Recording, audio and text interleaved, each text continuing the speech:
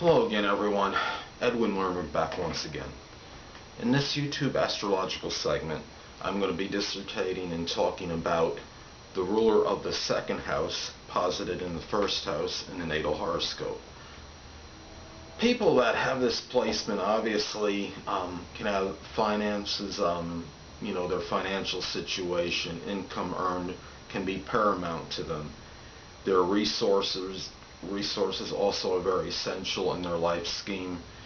This could be a person that puts significant value on their resources and may use their an abundance of resources to maybe impact their appearance, such as it could be workout, weightlifting equipment, it could be beauty, it could be cosmetics. The person may like to give the impression of affluence. It could be somebody that's a meticulous dresser and spends, a good amount of money on clothing to make him or herself look better. This could be somebody that just takes a lot of pride in what they have, in their possessions. Someone that can accumulate a lot of things in his or her lifetime and relates, themselves as a person maybe sometimes to what they have. This is not to say the person is necessarily, very materialistic or avaricious, but it's somebody that does take a lot of pride in how much money they have and their personal possessions. And these things can make, this person feel, very good about his or herself. And as far as their confidence level and how they appear to others, their values and value system and how they act in their appearance might be intertwined and may very well go hand in hand. It's a person that can work very hard, very laboriously to attain a lot of things, a lot of material resources in his or her life.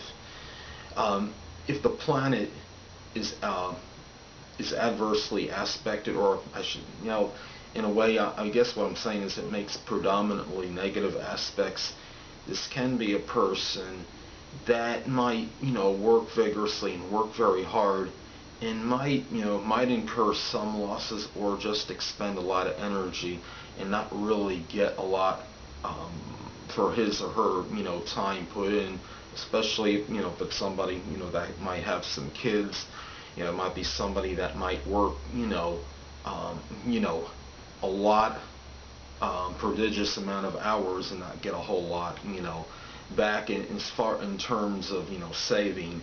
But there is going to be people that have this placement often do have the desire to do something in terms of having their nest egg and put a lot of effort into financial endeavors. And people that like to could be somebody that could actually be very shrewd in terms of of finances, having CDs,